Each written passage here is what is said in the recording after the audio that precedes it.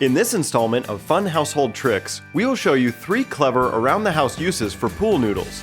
Tip 1. Using a hacksaw, cut small sections from a pool noodle and place them in your boots to prevent them from falling over. Tip 2. Keep your child from falling out of bed by placing a pool noodle under the fitted sheet. Tip 3. Protect your car doors by creating a bumper on your garage wall. To do this, cut a pool noodle in half lengthwise. Determine where the studs or wall anchors will line up with the pool noodle and mark those spots.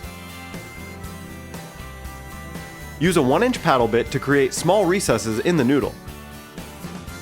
Then secure it to the wall using 1-inch washers for better grip.